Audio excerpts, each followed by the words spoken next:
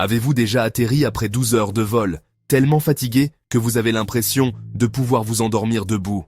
À ce moment-là, sous les lumières blanches, le bruit, la pression, une seule question mal comprise peut suffire pour entendre « Monsieur, madame, veuillez vous mettre sur le côté ». Et dans la majorité des cas, ce n'est pas parce que vous avez fait quelque chose de mal, c'est parce que vous êtes fatigué, parce que vous avez répondu trop vaguement, ou parce qu'un mot banal a été mal interprété. Dans cette vidéo, je vais passer en revue les 15 questions les plus courantes à l'immigration et aux douanes, et surtout ce qu'elles testent réellement. L'objectif est simple, vous permettre de répondre calmement, clairement, et sans vous mettre en difficulté, même avec peu de sommeil. Et ne sautez surtout pas la question numéro 9. C'est celle qui piège le plus de voyageurs seniors, à cause de choses aussi banales que des médicaments ou du matériel médical. 1. Puis-je voir votre passeport? Cette question paraît insignifiante. Pourtant, les 2 secondes qui suivent comptent énormément. L'agent n'évalue pas seulement votre document, il observe votre réaction. Est-ce que vous cherchez partout? Est-ce que vous tremblez? Est-ce que vous semblez débordé avant même de parler? Chez les voyageurs seniors, de petits détails peuvent envoyer un signal plus fort que prévu. Des doigts raides, une fermeture qui résiste, une canne dans une main pendant que la valise roule ailleurs. La solution est simple et très efficace. 5 à 10 minutes avant d'arriver au guichet, sortez votre passeport. Ouvrez-le à la page photo. Tenez-le prêt, dans une seule main. Quand on vous le demande, vous le tendez calmement. Un geste fluide. Pas d'excuses. Pas de commentaires inutiles. Ce moment-là fixe le rythme de tout le contrôle. Et juste après, vient une question qui ressemble à une conversation banale, mais qui ne l'est pas du tout. 2. D'où venez-vous? Cette question a l'air anodine. Beaucoup de voyageurs répondent, comme s'ils racontèrent leurs vacances. Et c'est là que le jet lag fait des dégâts. Le cerveau mélange les étapes, les villes, les correspondances. Alors, j'étais à Bangkok, puis Munich, et avant ça. Ce que l'agent vérifie est pourtant très simple. Est-ce que votre réponse correspond à ce qu'il voit déjà sur son écran? La bonne réponse tient en une seule phrase structurée. Point de départ plus correspondance principale. Par exemple, je viens de Chicago, avec une correspondance à Francfort. C'est tout.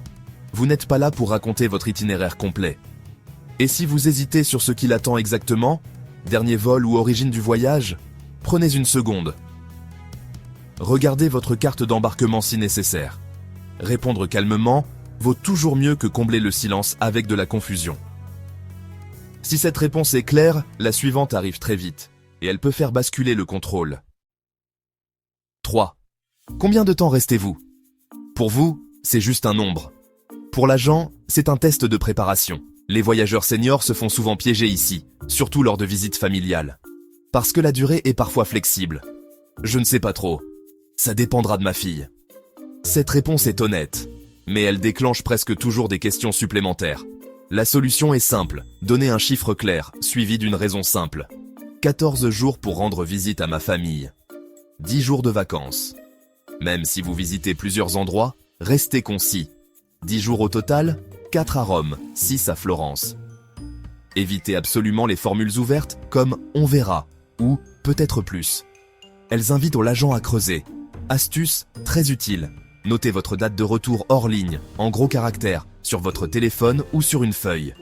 Quand vous êtes fatigué, votre mémoire mérite un coup de pouce. Une fois la durée fixée, l'agent veut comprendre pourquoi vous êtes là. 4. Quel est le but de votre voyage? C'est ici que beaucoup de gens compliquent tout sans s'en rendre compte. Je viens voir ma famille, faire un peu de tourisme, aider ma fille avec les enfants, et j'ai aussi un rendez-vous médical. Humainement, c'est normal. Administrativement, c'est trop. L'agent cherche une seule catégorie claire, cohérente avec vos documents. Visite familiale, tourisme, affaires, soins médicaux. Choisissez celle qui correspond réellement à votre entrée et commencez par elle. 2 mots posent souvent problème chez les seniors. Le premier, c'est « aider ». Dire « j'aide ma fille avec les enfants » peut être interprété comme une activité assimilable à du travail. Une formulation plus sûre, je rends visite à ma fille et à mes petits-enfants. Le deuxième mot sensible concerne la santé. Si vous dites « je viens pour un traitement », attendez-vous à des questions supplémentaires. Si le voyage est avant tout familial ou touristique, commencez par cela. Quand vos mots correspondent à vos papiers, le contrôle reste fluide. 5. Que faites-vous dans la vie? Cette question surprend toujours. Mais ce n'est pas une curiosité personnelle.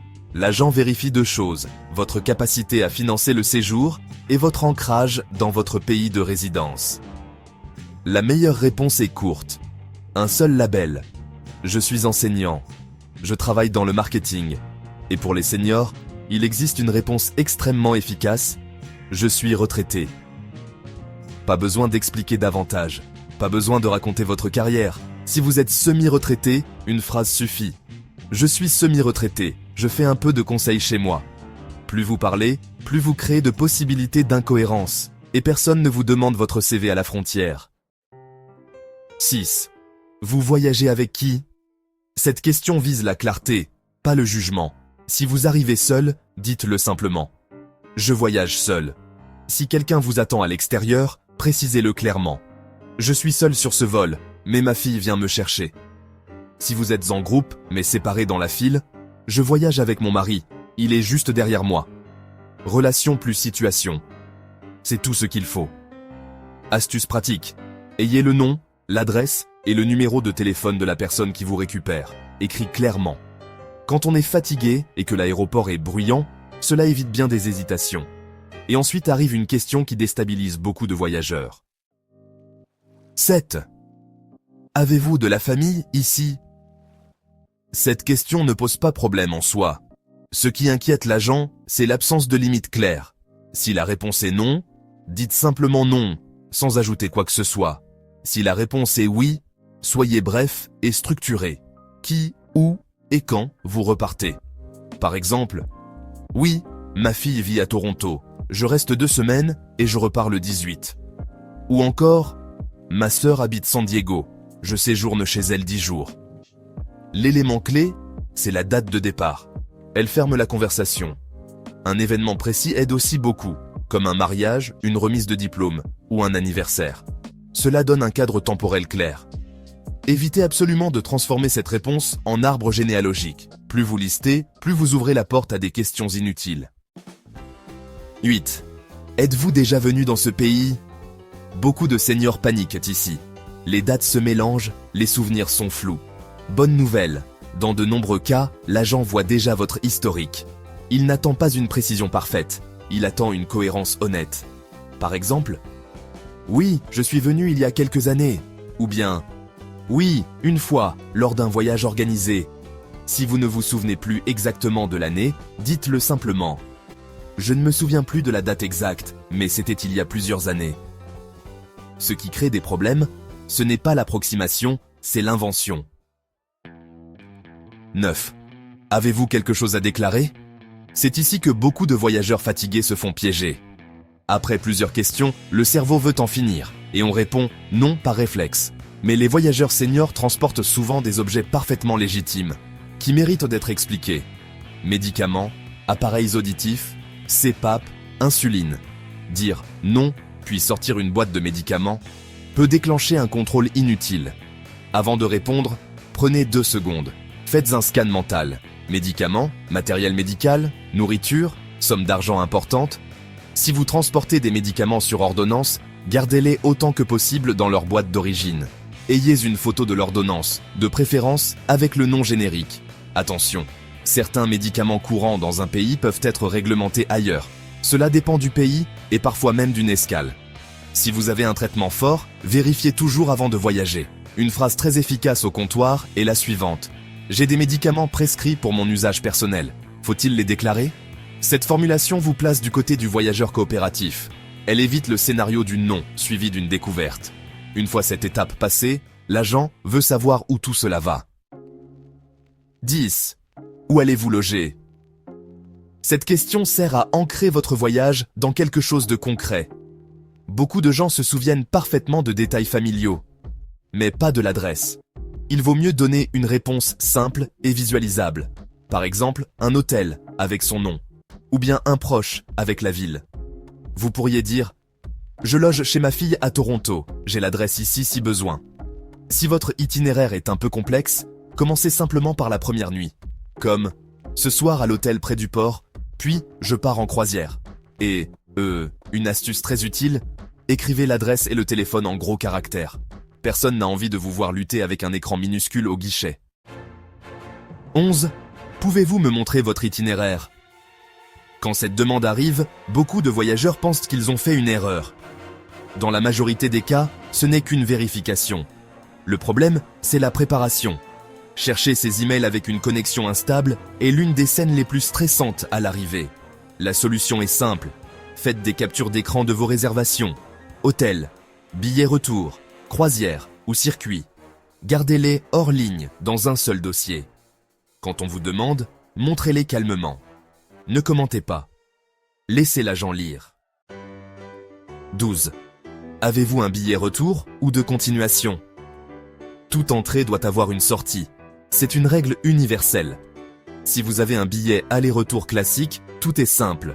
Les difficultés apparaissent surtout chez les seniors, qui restent longtemps en famille et n'ont pas fixé de date précise. À la frontière, je ne sais pas encore, peut sembler flou. La meilleure solution est d'avoir un vrai billet, modifiable ou remboursable, avec une date qui respecte votre durée autorisée. Ce n'est pas une astuce pour contourner les règles. C'est une façon d'apporter une preuve claire et vérifiable. 13. Avez-vous une assurance voyage? Cette question n'apparaît pas partout, mais quand elle est posée, elle est sérieuse. Dans certains pays, notamment pour l'espace Schengen, une assurance médicale est obligatoire pour l'obtention du visa.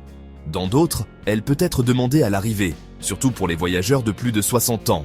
L'objectif est simple, s'assurer qu'un problème médical ne se transforme pas en crise financière ou administrative.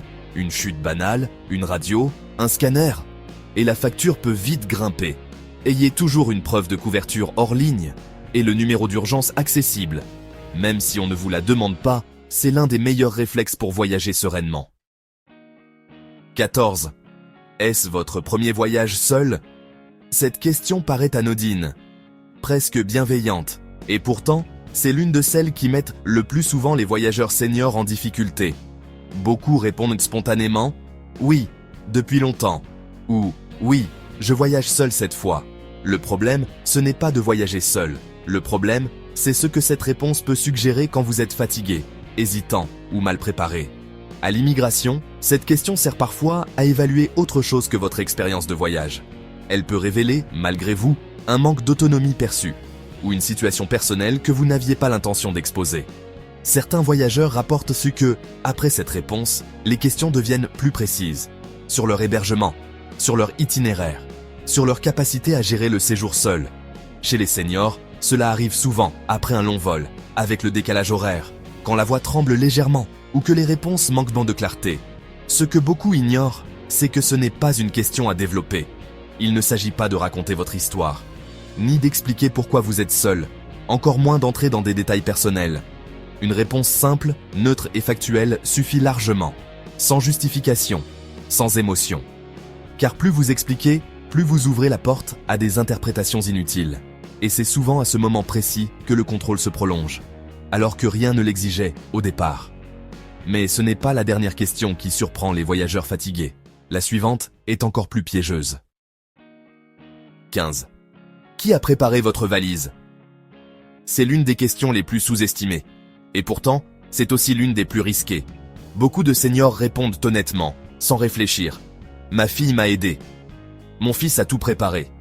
Quelqu'un m'a donné une valise déjà prête. Cette réponse peut sembler normale, mais aux yeux des autorités, elle ne l'est pas toujours.